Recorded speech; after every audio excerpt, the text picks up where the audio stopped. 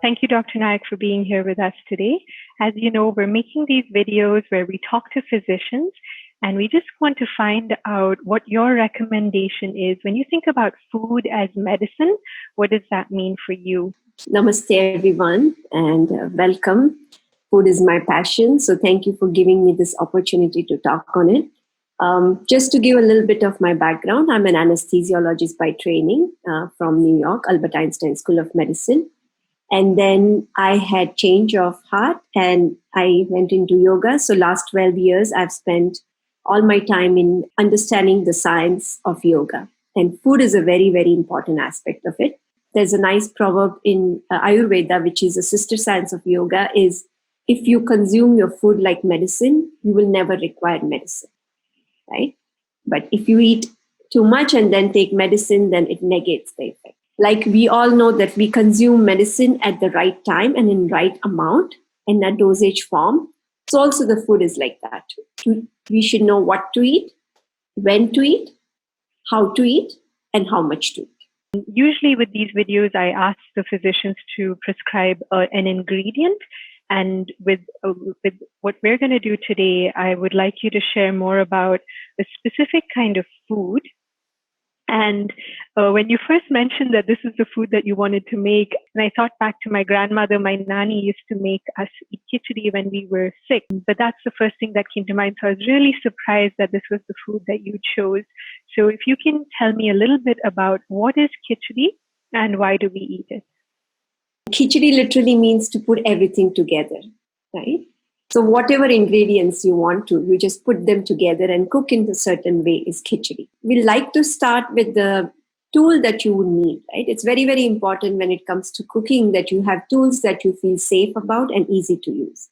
So Instant Pot is all you will need to make this khichdi. It's a one pot meal. You don't need a whole lot of preparation. You don't need a whole lot of utensils. The foundation of any khichdi is typically rice and lentils. One proportion of rice to one proportion of lentil, and then put 4 times the water because I like porridge kind of a consistency.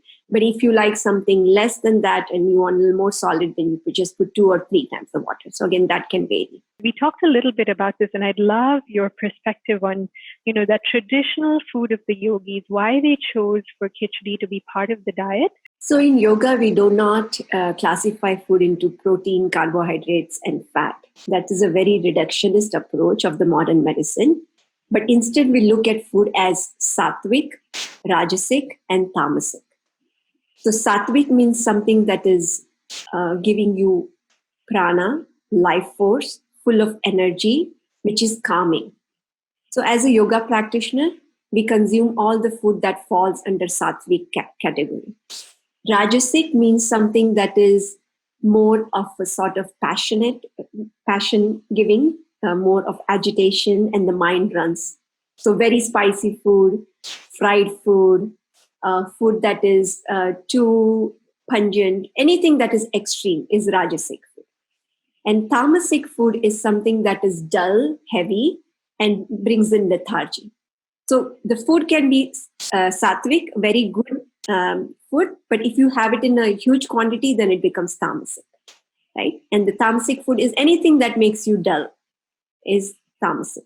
So taking sattvic now, we classify khichdi as sattvic because it is very easy to digest. The fact that you should not eat a lot of carbohydrates is not true. Natural form of easily digestible complex carbohydrates are good for you. And rice and whole grains fall in that category.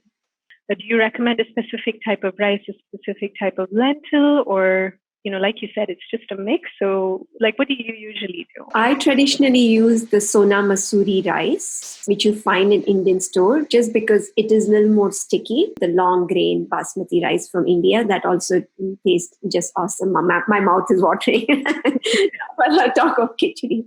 Now, lentil can be any variety too, but moong dal is the easiest to digest. The other good option is the tur dal, the pigeon pea lentil. But you can also mix millets and lentils and cook it the same exact way. You can mix quinoa and lentil and cook it the same exact way. You can mix the buckwheat and lentils and cook again with the same. Brown rice and lentils. So there is so much you can do with the khichdi. You can sometimes make oat khichdi. When you say this, it sounds really bland, but I remember it being like a little flavor punch that when Nani used to make it, it was like real tasty. You said your mouth is watering, so there's definitely some spices you add, right? Yes. So if you don't have more ingredients, just mix these two and water. That's good. But you can spice it up. You can put turmeric, just turmeric and salt and cook it, or put turmeric, salt, and black pepper. And that also is very, very good. Black pepper is very, very healthy because it calms the mind down and it's good for your digestion. So that's just the basic ingredients. But if you want to spice up even further, then I like to season up my khichdi. See, what you can do is take just a little bit of coconut oil and season it with mustard seeds and fenugreek seeds if you have those, or you can also add cumin seeds. So once you mix all of these ingredients, the instant pot, you can time it such a way that only 8 minutes at high pressure is good enough. It makes a good. If it's just plain rice and lentils and you've seasoned it, you can either eat it with some other curry, or in your cooking process itself, in the khichdi, you can put a lot of vegetables. So that's something that you can do, so the meal is complete. And then you add the key ingredient, that's ghee. Right? Ghee is a clarified butter. It complements the khichdi very, very well. Khichdi is very light to digest. Ghee is a good fat. The protein that is considered as harmful or carcinogenic in the milk is the casein. But when you clarify the butter, it actually gets rid of the casein. So ghee is good for you. It's considered as liquid gold, right? And it actually balances all the doshas. It brings in harmony in all of the imbalances that you would have created with your lifestyle. So 1 to 2 teaspoons of ghee in your one serving of khichdi is an awesome idea.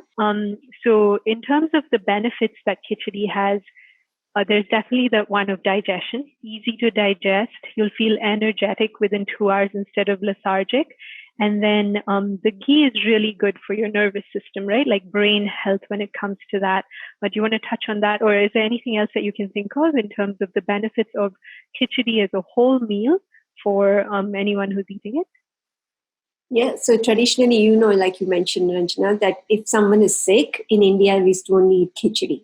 It actually sort of detoxifying for your body. Ghee is good for your nervous system because you need good, high quality fats in order for your nervous system to work optimally.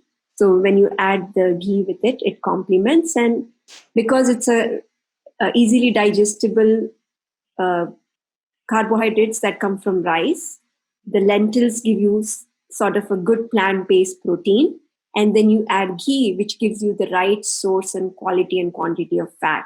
So in itself is a complete meal and a well-balanced meal. In fact, if there's one meal you choose to live for rest of your life for breakfast, lunch, and dinner, it can be khichdi.